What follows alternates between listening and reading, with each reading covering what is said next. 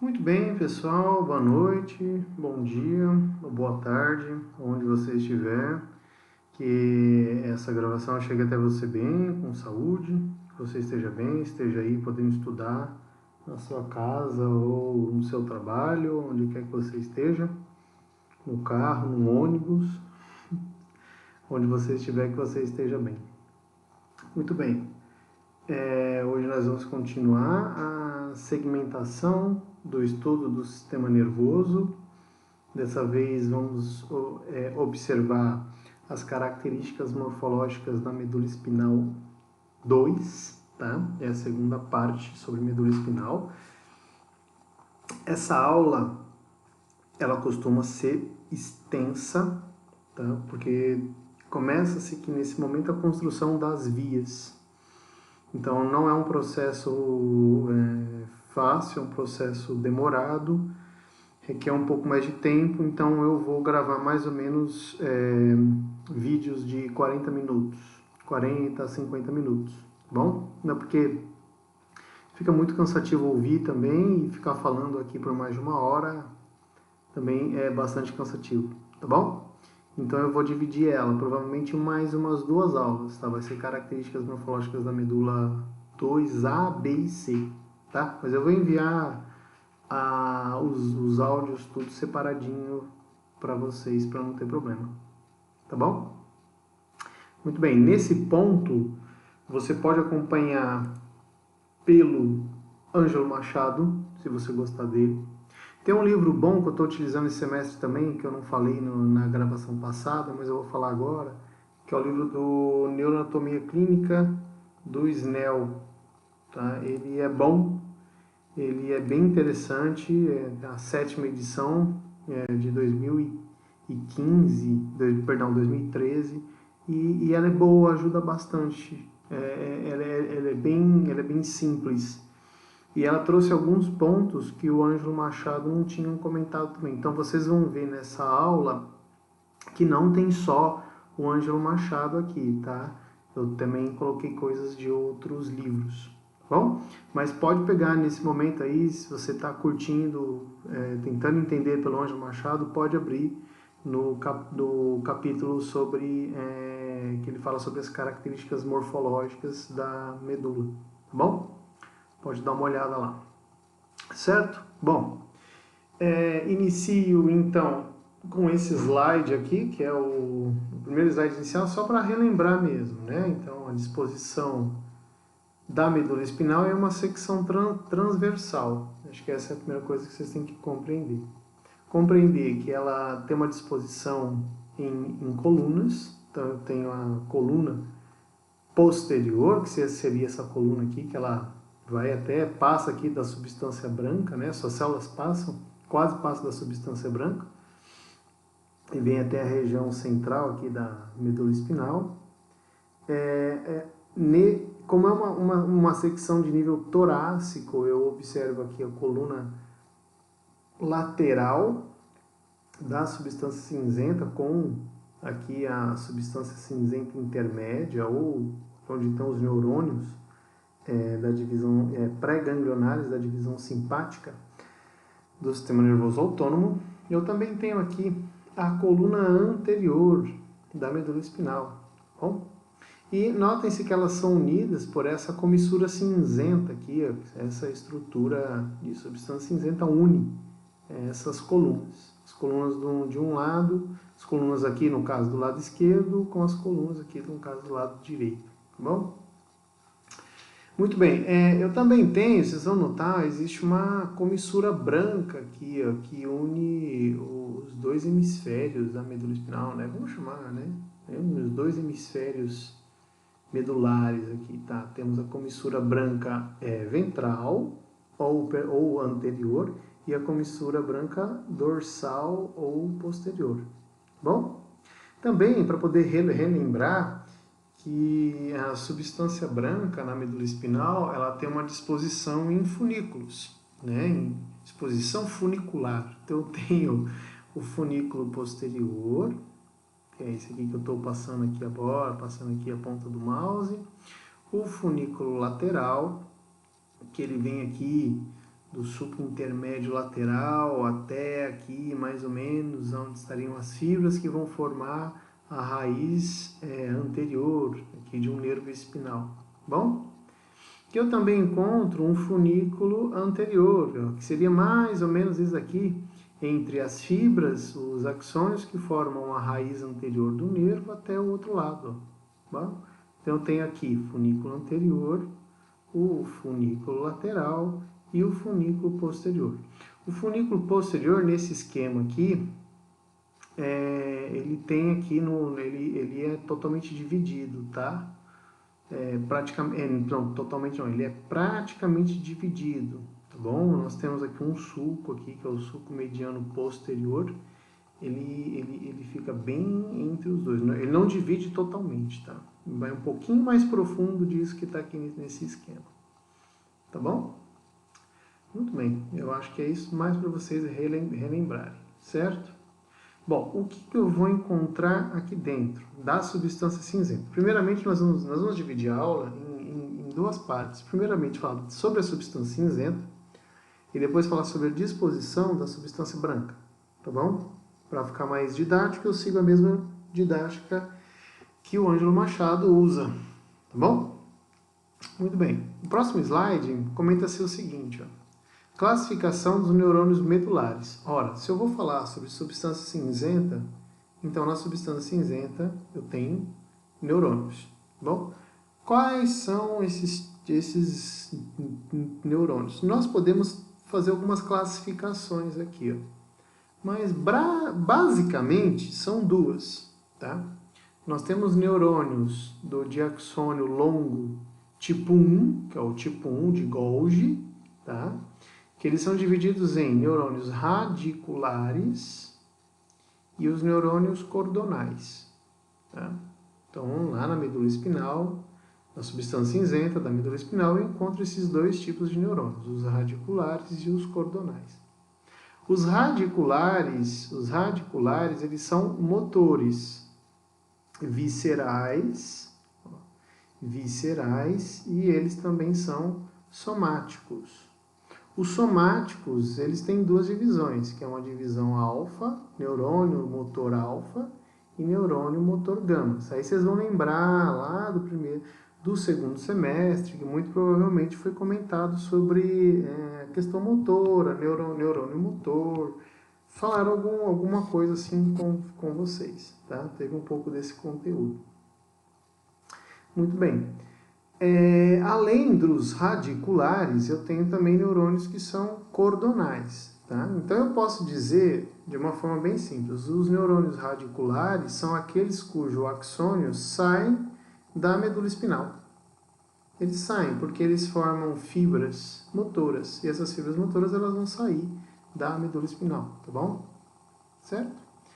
Da mesma forma, eu também tenho neurônios cordonais. Os cordonais, eles entram numa outra classe, por quê? Porque eles estão envolvidos com projeções dentro do sistema nervoso central, ou eles estão envolvidos em associação também dentro do sistema nervoso central. Tá bom? Certo? Conforme os slides forem avançando, nós vamos comentando sobre a função de cada um desses daqui, tá?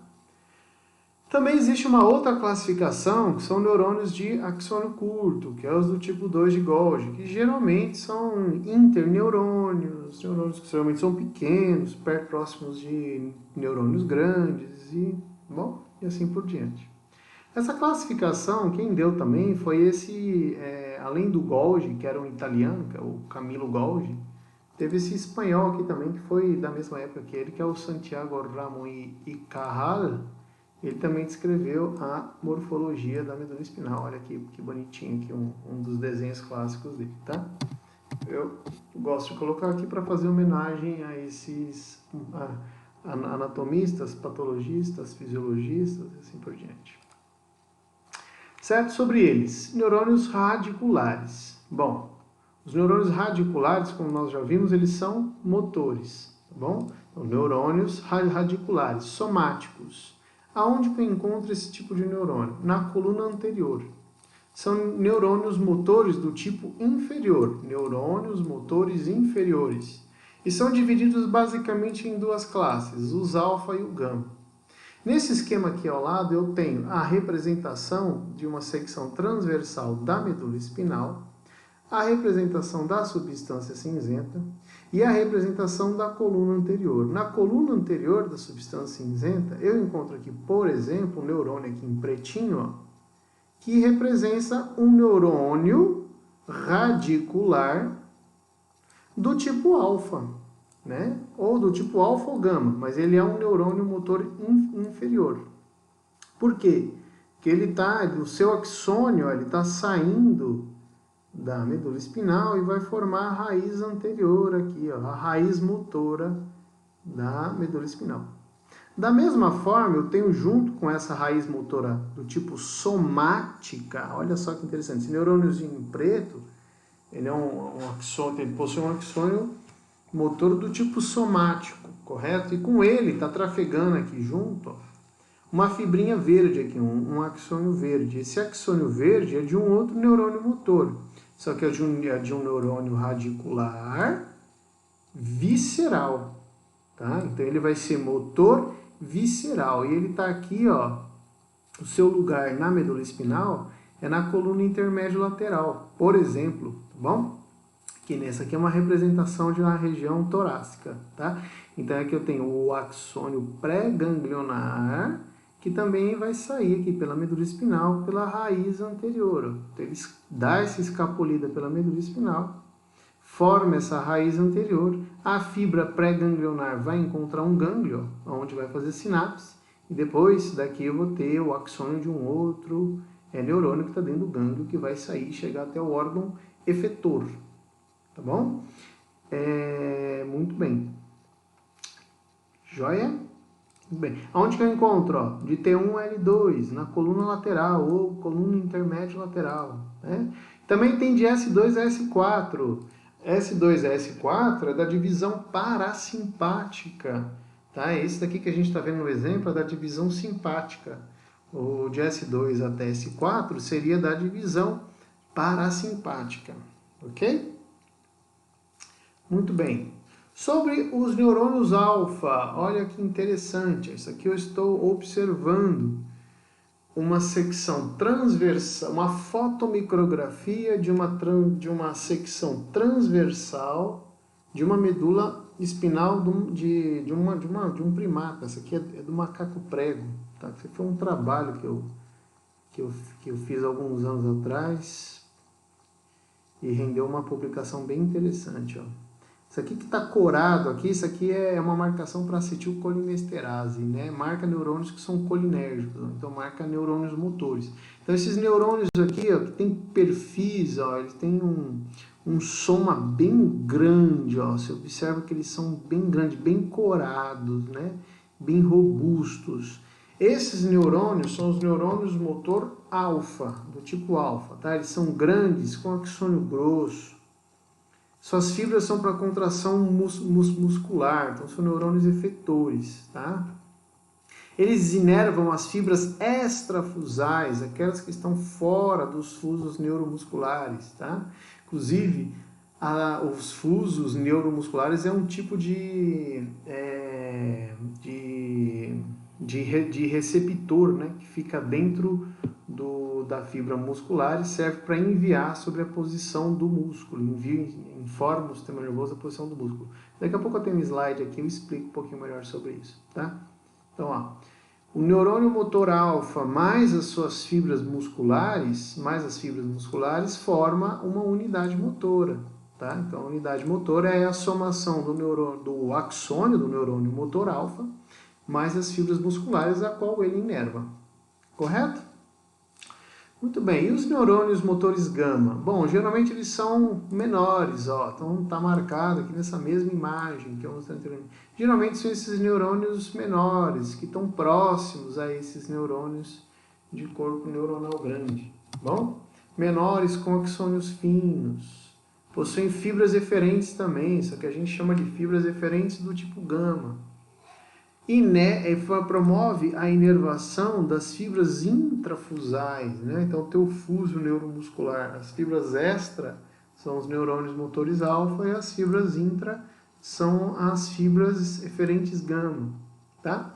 Recebe influência de centros supraespinais, ou seja, são aqueles que têm relação com a motricidade voluntária. Então, ele recebe influência, por exemplo, do córtex, pode sofrer influências de territórios do tronco encefálico também, formação reticular e assim por diante. Bom, a gente vai explicar tudo isso.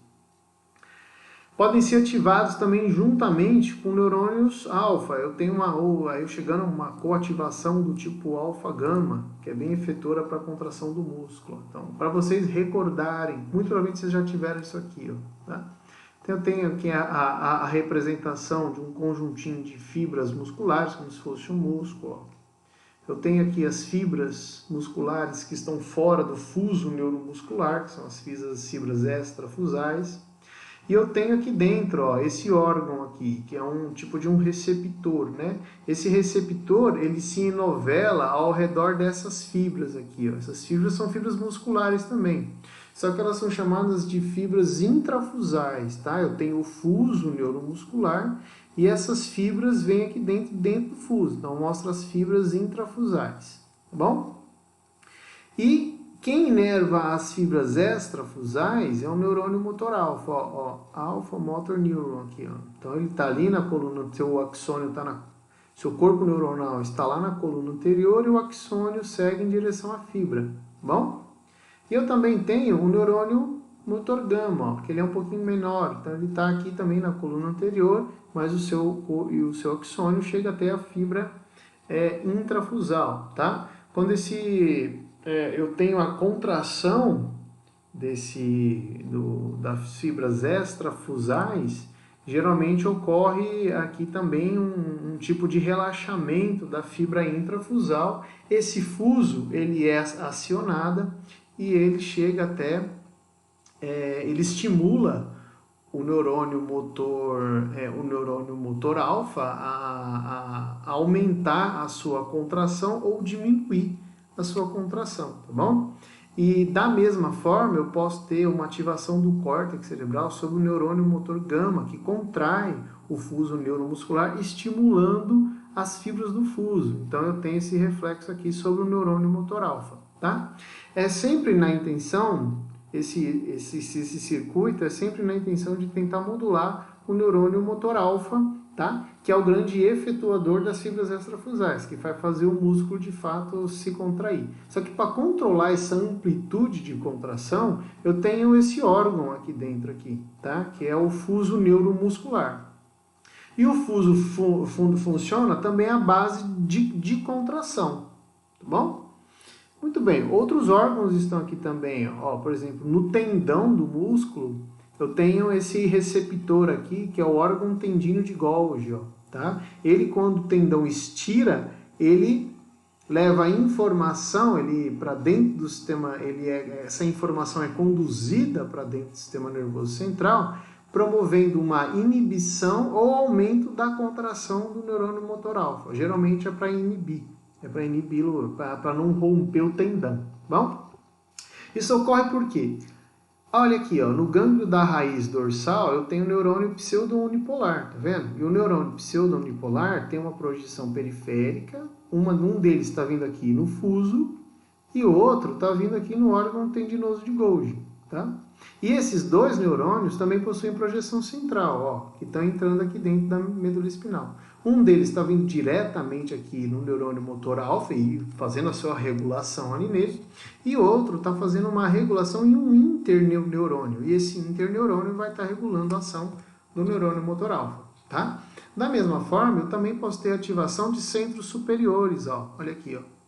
Eu posso ter ali a ativação de neurônios corticais, neurônios que são oriundos da formação reticular do tronco encefálico, certo? E assim por diante. Depende da fisiologia local, tá bom? Esses órgãos, o órgão tendinoso de Golgi e o fuso neuromuscular, são extremamente importantes que eles estejam funcionando bem para a própria contração do músculo, tá bom? Quando esse tipo de receptor ele não funciona ou você tem algum problema na entrada dessa informação sensitiva aqui, obviamente que você vai ter um déficit na resposta desse neurônio motor. Então aí você entra em diversos sintomas que podem ocorrer e essa sintomatologia vai te ajudar a descobrir o que efetivamente está ocorrendo com esse paciente, certo? Basicamente é isso, eu não vou entrar muito nesse assunto porque vocês já viram isso daqui, muito provavelmente já viram isso aqui em BBPM2. Se não viram, pode falar que depois eu posso fazer uma aula só para explicar melhor o fuso, tá? Para não me alongar muito. Muito bem. Comentamos aqui rapidamente sobre os neurônios do tipo radicular, né? Os alfa, os gama, os do sistema nervoso autônomo, tá? O sistema nervoso autônomo vocês já tiveram, então eu não preciso explicar, ficar muito tempo falando disso. Agora nós podemos pular para os neurônios do tipo cordonais, que são aqueles que eles vão participar de ações dentro da medula espinal, tá bom? Então, são aqueles que eles vão se conectar com centros superiores à medula espinal, ou um segmento acima ou um segmento abaixo, tá bom? Ou vão conduzir essa informação para além da medula, tá? Como está dizendo aqui, ó. Tomam direção ascendente e descendente, vão formar os funículos. Os seus axônios tomam direção ascendente e descendente, formando funículos. O axônio pode passar ao funículo do mesmo lado ou seguir do lado oposto. O que ele está dizendo com isso? Ó? Então, tenho aqui um neurônio cordonal. Esse neurônio do tipo cordonal, o seu axônio pode, isso aqui é um exemplo, tá? Porque um neurônio não tem 3 axônios, tá? O neurônio pode seguir na mesma direção em que ele está. O seu axônio pode cruzar o plano mediano aqui na comissura branca e seguir pelo lado contralateral, tá? Ou o seu axônio ele pode descer também e se conectar com segmentos que estão abaixo. Entendeu? Basicamente, o neurônio cordonal de projeção e de associação, ele está aí para isso. Bom? Muito bem. Mais alguns detalhes. Por exemplo, os neurônios cordonais de projeção possuem axônio longo, que terminam fora da medula. Vão para o cerebelo, para o tálamo, etc. Formam as grandes vias ascendentes da medula espinal. Então aqui eu já tenho que os neurônios cordonais de projeção são os que vão ter axônios mais longos. Vão sair da medula espinal para ir para outras regiões prosencefálicas. Muito bem. E os neurônios cordonais? Eles possuem axônio, o seu axônio, ao entrar na substância branca, ele se bifurca, ó, formando um ramo ascendente e um ramo descendente.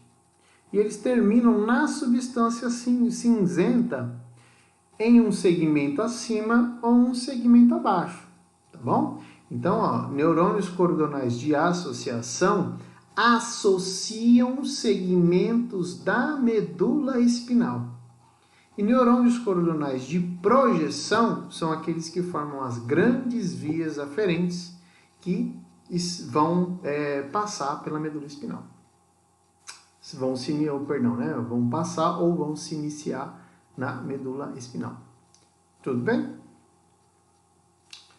Muito bem. Passando para o próximo slide, ó. Um exemplo bem interessante aqui de neurônios de axônios curtos, né, que são os internunciais, são as células de Henshaw. Então foi um patologista chamado Henshaw que descreveu essas células aqui. Eu vou mostrar ela para vocês. Então aqui eu tenho, ó, uma representação. Qual que é a importância dessas células? Eu tenho a representação de uma secção transversal da medula espinal. Então tem coluna posterior, coluna anterior. Na coluna anterior eu tenho aqui, ó, neurônio motor alfa, tá vendo aqui, ó? Neurônio motor alfa. E aqui eu tenho essas células de Henshaw, tá? Elas têm um axônio bem curtinho, que vocês podem perceber que ele está enviando uma eferência, uma projeção aqui para o neurônio motor, ó, tá? O que essa célula faz? Ó? Os axônios desses neurônios sempre permanecem na substância cinzenta. Vão fazer conexão com fibras aferentes e eferentes, participando de arcos reflexos.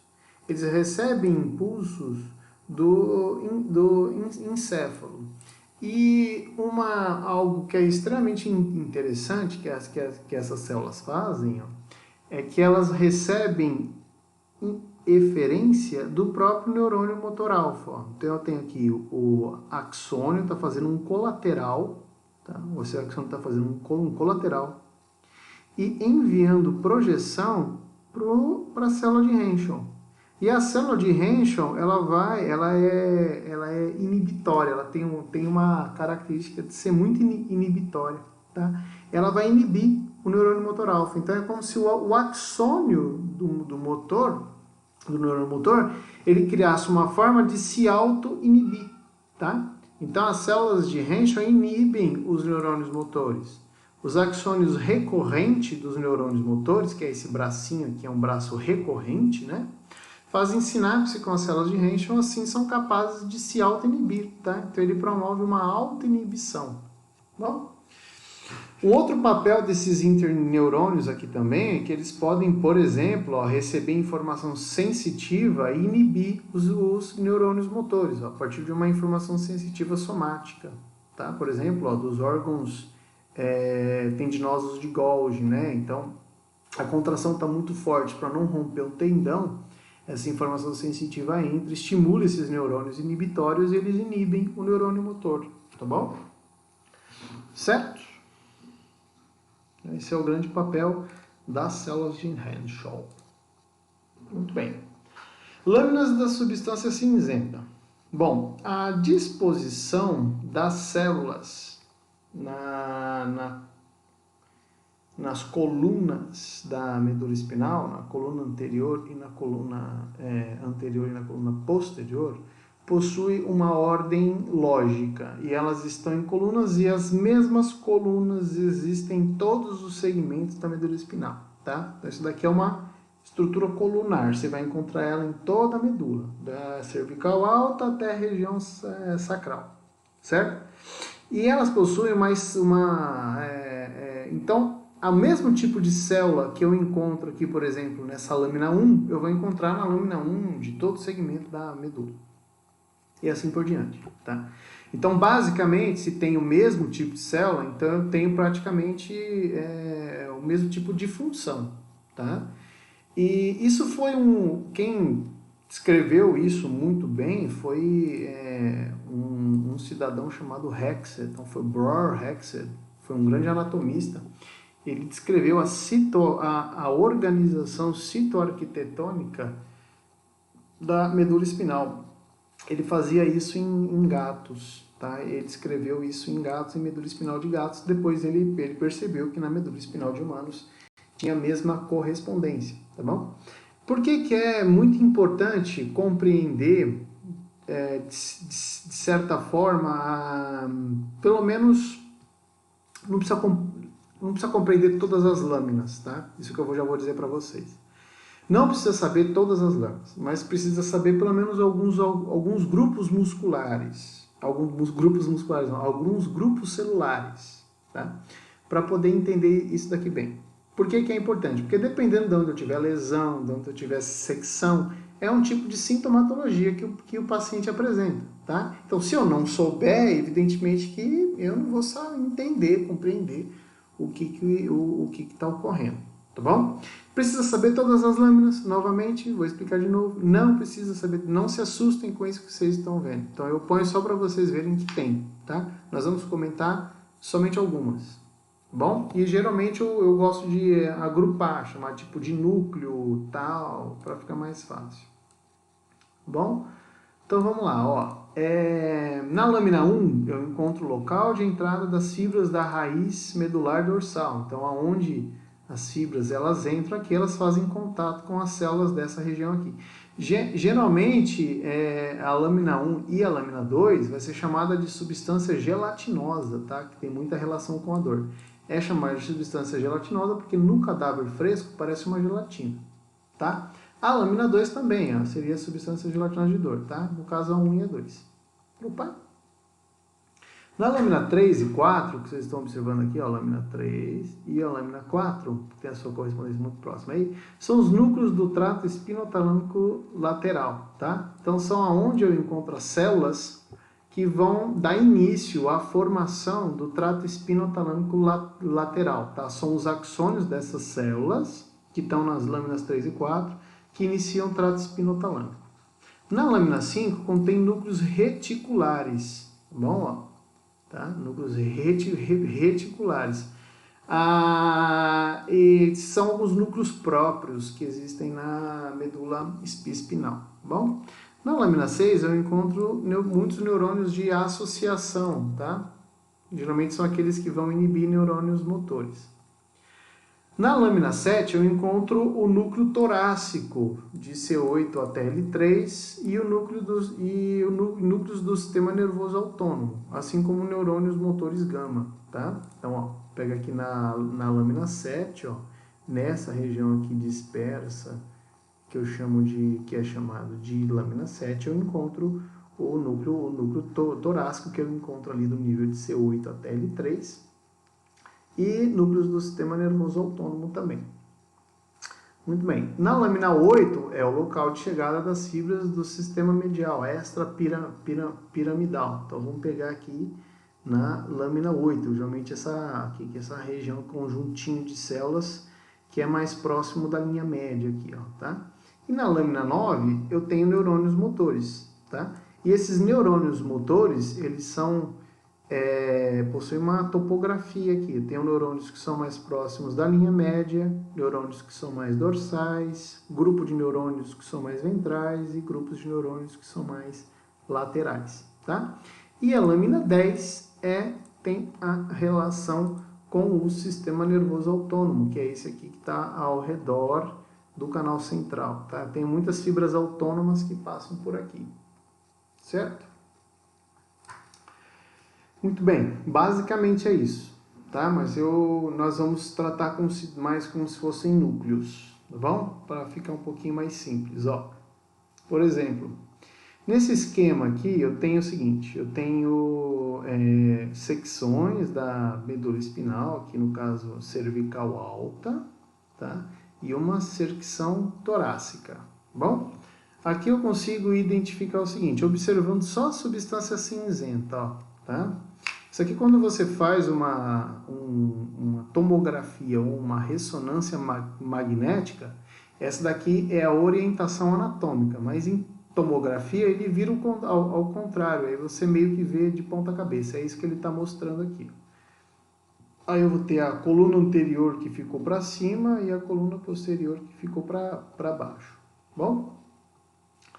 Notem aqui que nessa secção torácica, aqui, nessa representação, eu já consigo encontrar alguns núcleos aqui. Núcleo de Clark, ó, que está aqui próximo dessa lâmina 8. Eu tenho coluna intermédio, células da coluna intermédio lateral, que está aqui nessa região, e assim por diante. Tá? Aqui num exame de imagem, a imagem ela inverte, e aqui você observa como se fosse na imagem. Então, está de ponta cabeça, tá?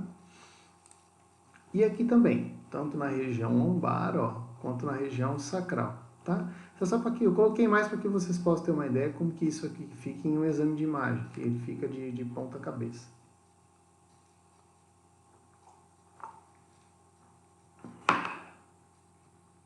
Muito bem. Joia.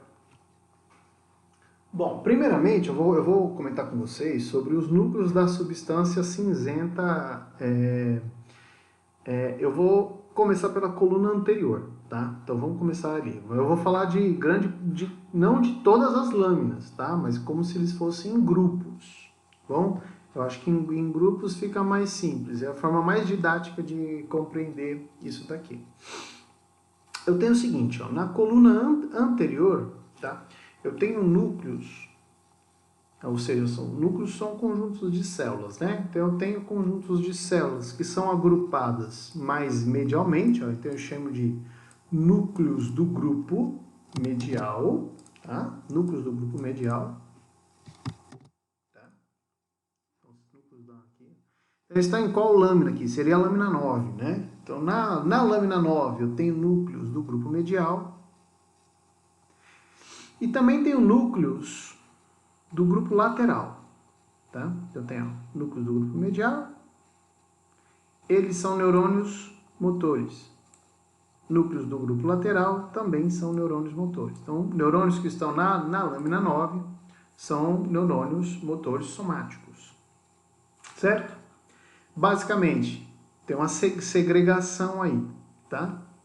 Os neurônios motores que estão mais próximos da linha média, eles são neurônios motores para comandar a musculatura axial, tá? Então, na lâmina 9, o grupo medial, ele controla a musculatura axial. Os neurônios motores da múscula os neurônios motores que estão no grupo lateral da lâmina 9 de Hexed, tá? Eles controlam a musculatura apendicular. Fica mais fácil quando nós colocamos esse esquema aqui. Essa é a representação do corpo ocupando ali a região da coluna anterior da medula espinal. Então, eu tenho essa representação aqui, ó, que ela é desse jeito. Os neurônios que são mais mediais, ó, os neurônios da lâmina 9 que são mais mediais, controlam a musculatura do tronco. Os neurônios do grupo lateral controlam a musculatura apendicular. Aí eu tenho essa representação, né?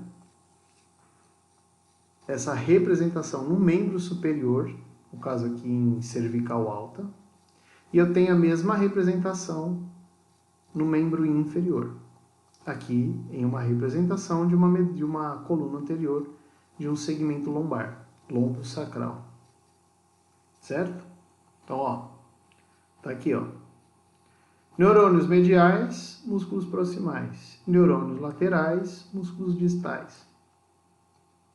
O que mais? Os neurônios que são mais dorsais, ó, os mais dorsais da lâmina 9, ó, ou os neurônios posteriores, eles controlam os músculos flexores.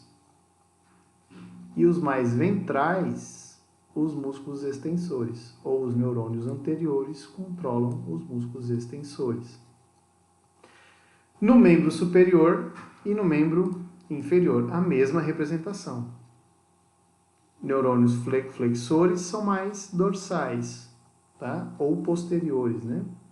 E os neurônios que são mais anteriores ou ventrais controlam os extensores. Bom? Mediais, proximais, lateral, apendicular. Certo? Para ficar mais fácil. Por isso, então, que eu tenho muito mais neurônios no agrupamento lateral, para controlar muito mais músculos, que são os músculos da mão e do pé. Somente para refinamento motor. Certo?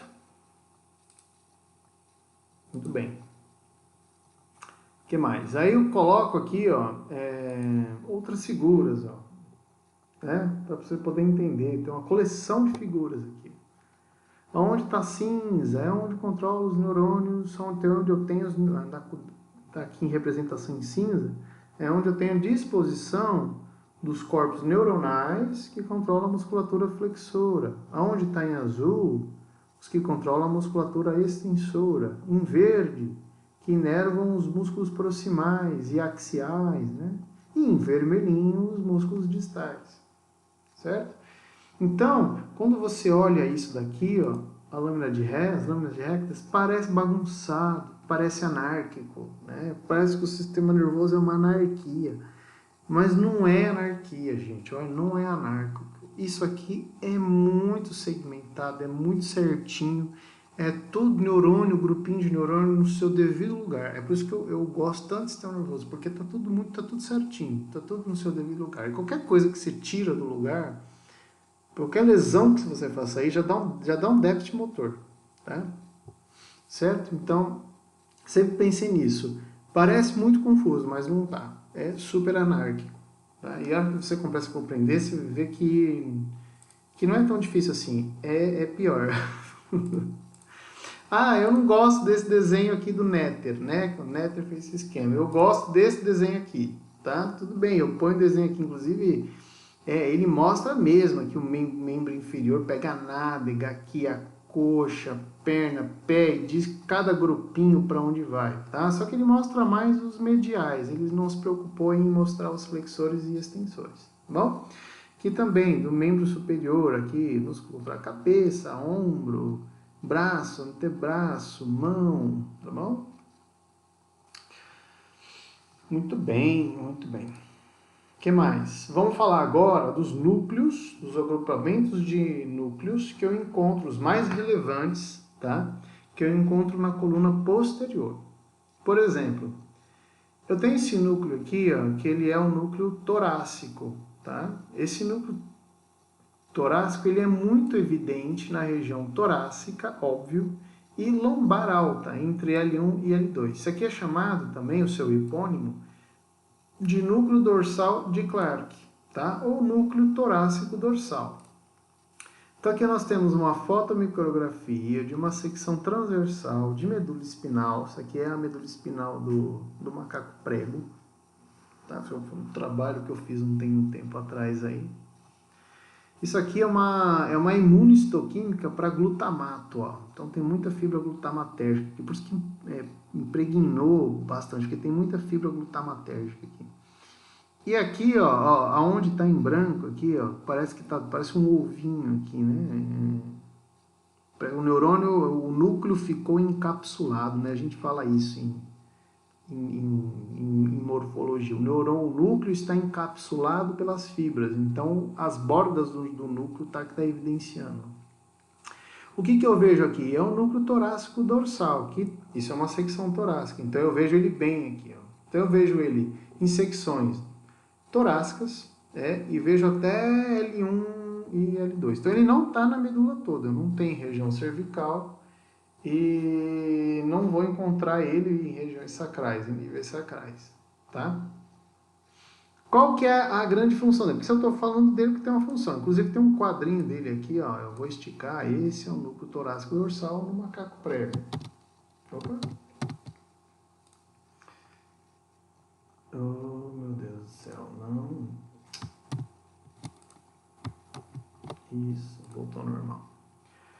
Bom, qual que é a grande função dele? Ele capta a informação de propriocepção do tipo inconsciente e contém neurônios cordonais de projeção que vão ao cerebelo. Então, o que ele tem? Aqui dentro dele tem neurônios que vão receber informação oriunda do gânglio da raiz dorsal, que está trazendo informação de propriocepção do tipo inconsciente. Primeiro, o que definir o que é propriocepção. Então, a propriocepção é a sensação de si próprio, óbvio, já, tadam!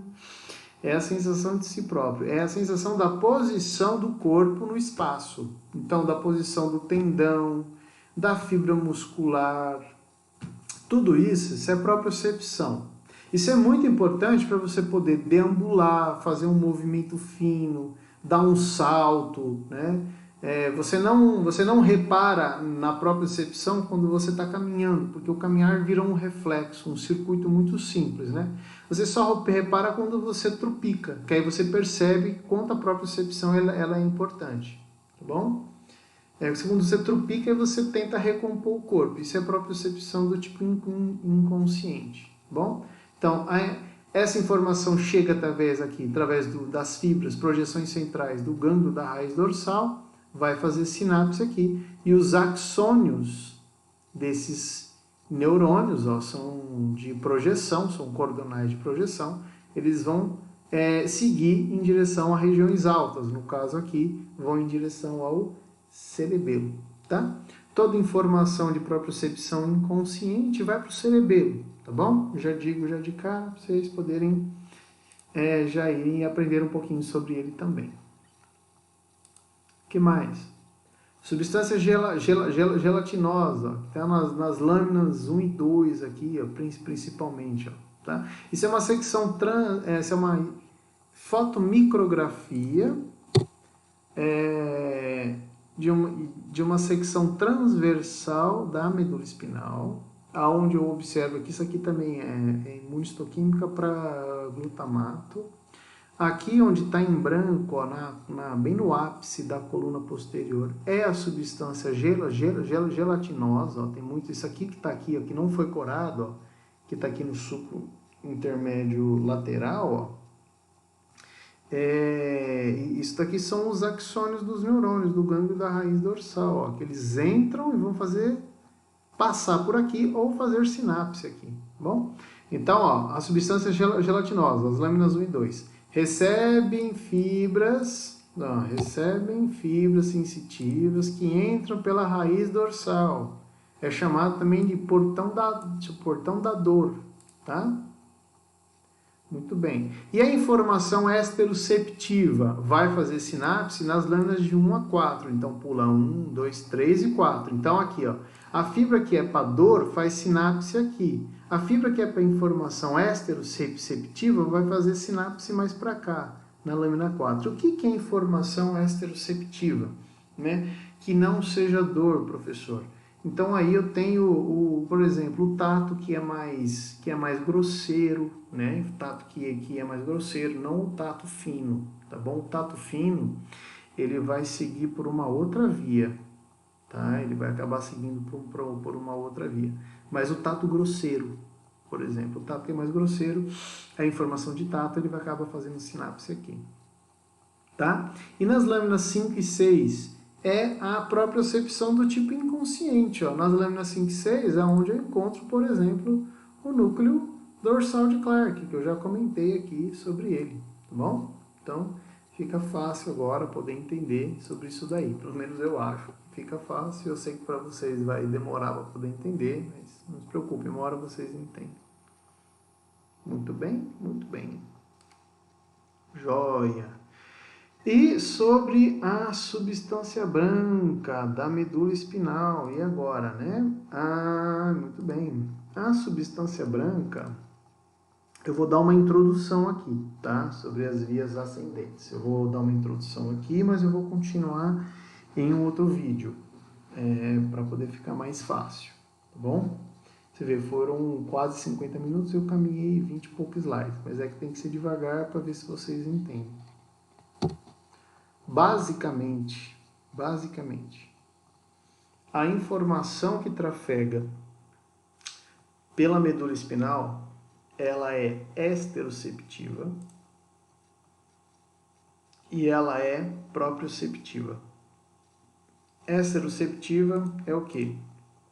É o dor, tato fino, tato grosseiro, vibração, tá? O tato fino a gente chama de tato do tipo epicrítico, o mais grosseiro é o protopático, tá bom? Tem esses termos aí também. A informação de propriocepção, ela pode ser propriocepção do tipo inconsciente, que trafega em direção ao cerebelo, que nós já comentamos. Ela pode ser propriocepção do tipo consciente, que é muito importante também. E a consciente, ela tende a chegar até estruturas superiores. Bem? Então, para toda informação sensitiva, ela vai formar sempre uma cascata ela vai passando por cascatas de neurônios, né? Como se fossem degraus, assim, por assim dizer, tá bom? Sempre, em toda via de informação sensitiva, eu tenho uma segmentação neuronal, tá? Ou uma cascata de neurônios. Eu tenho um neurônio 1, eu tenho um neurônio 2, eu tenho um neurônio 3 e às vezes, dependendo da informação sensitiva, eu vou ter neurônio 4, tá? O neurônio 1, toda informação esteroceptiva e toda informação proprioceptiva, que nós estamos falando aqui de medula espinal, ela vai entrar via neurônio que está lá no gânglio da raiz dorsal. Bom? Ó, mudando aqui, ó. Todo neurônio 1 de via sensitiva, esteroceptiva ou proprioceptiva ele vai ser o neurônio que vai se iniciar no gânglio da raiz dorsal, que está lá no gânglio da raiz dorsal. Por quê? Porque o neurônio do gânglio da raiz dorsal, ele tem uma projeção periférica que está indo lá para a pele, para a articulação, para o fuso neuromuscular, para o órgão tendinoso de Golgi. Ele está indo para a parede da víscera para captar informação sensitiva. Pele, assim, fáscia muscular e assim por diante. Tá? E essa informação, ele vai conduzir essa informação para dentro do sistema nervoso central. A primeira etapa dentro do sistema nervoso central, na grande maioria das vezes desses axônios, é a medula espinal. Então, o neurônio 2, na via sensitiva, eu volto esse slide, ele pode estar na medula espinal ou no tronco encefálico. Aí depende de que via que eu estou falando. Tá? Então, o neurônio 2, que vai receber essa informação aqui do gânglio, ele pode estar na medula espinal. Se ele está na medula espinal, então ele vai ser o neurônio que está aqui na coluna posterior da medula. Porque aqui é onde eu encontro todos os neurônios sensitivos. Certo? Da medula espinal. Que vai lá das lâminas de 1 a 5 de Hexer. Tudo bem? Já o neurônio 2 de vias que não param na medula, que não fazem sinapse na medula, com certeza ele estará no tronco encefálico, tá bom? Em núcleos específicos que vão receber essa informação, certo? Então, eu vou parar esse vídeo aqui para ele não ficar muito longo, tá bom? Vou encerrar aqui a gravação, então eu vou chamar isso daqui de aula A, as próximas serão aula B e C. Tudo bem? Um abraço para vocês e a gente vai se falando. Fiquem com Deus. E até a próxima.